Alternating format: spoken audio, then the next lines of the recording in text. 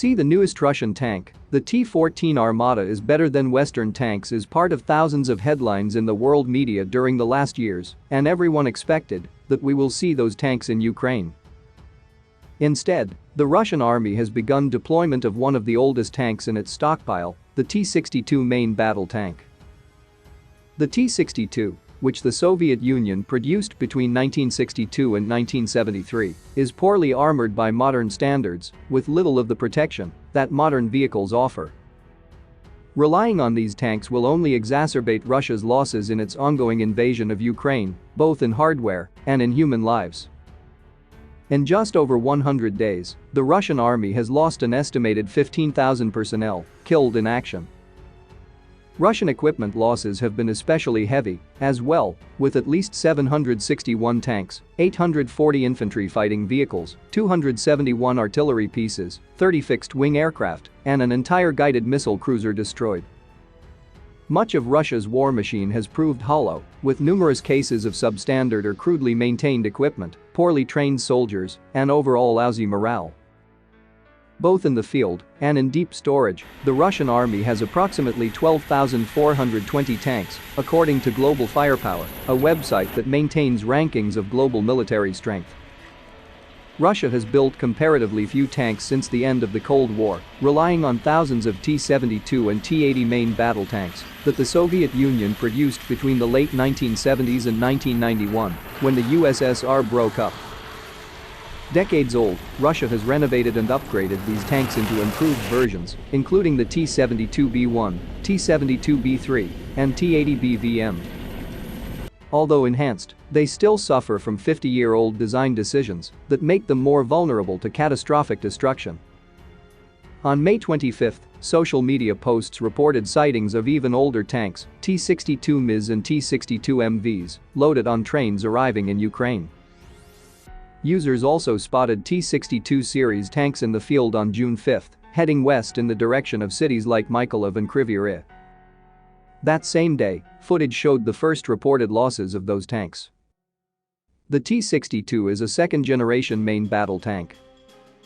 The Soviet Union produced it to replace the older T-55 tank. It first deployed the T-62 in large numbers with the group of Soviet forces in Germany in 1963.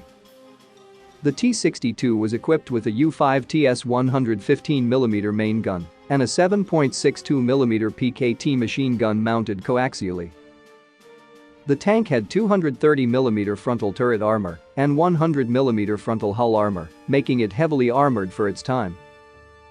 Unlike later tanks, humans had to manually load the gun, giving it a total crew of 4. In the early 1980s, baseline T-62s were upgraded into the T-62M and MV standard. The tanks featured armor designed to boost the tank's chances of survival on the battlefield, increasing frontal turret protection from 230mm to 450mm against shaped charge warheads used by anti-tank missiles. The tanks also received ballistic computers, laser rangefinders, and an improved gunner's side and gun stabilization systems. Tanks upgraded to the MV standard received reactive armor consisting of explosive boxes meant to counteract the effects of a shaped charge attack. Unfortunately, as impressive as this sounds, none of it is particularly useful in Ukraine. The 450mm armor protection was an acceptable standard in 1982, but in 2022, many tanks feature 900mm protection or more. Modern anti-tank weapons provided to Ukraine, particularly NLAW and Javelin, fire their warhead downward through a tank turret roof. The T-62 still has just 30mm of turret roof armor, as much as it did in 1965, leaving it critically vulnerable to modern weapons. T-62s sighted in Ukraine have grid cages installed on the turret roof. The cages, derisively nicknamed cope cages, are supposed to provide additional protection against shaped charge attacks. Unfortunately, there are numerous examples of even newer tanks equipped with the cages destroyed on the battlefield, strongly suggesting they don't work as intended. Here are other problems with the T-62s. As we've seen with the rest of Russia's vehicle fleet, many tanks and armored vehicles, even relatively new ones, have been poorly maintained and suffer from reliability problems in Ukraine. Any T-62 pressed into service is at least 40 years old, suffering from decades of neglect. Unlike newer tanks, the T-62 has a crew of 4, increasing manpower demands on an already manpower-strapped force. And if the tank is destroyed, total destruction of the T-62 results in the loss of 4 tankers, not 3. The T-62 tank is so old that the anti-tank weapons facing it were developed long after it was considered obsolete. Here is no comparable tank like it left today in the West. It would be unethical to force soldiers to fight in a tank as obsolete as the T-62. Yet to all of this, there is a silver, morbid lining. If deploying T-62s to Ukraine accelerates Russian army losses, it could hasten an end to the war.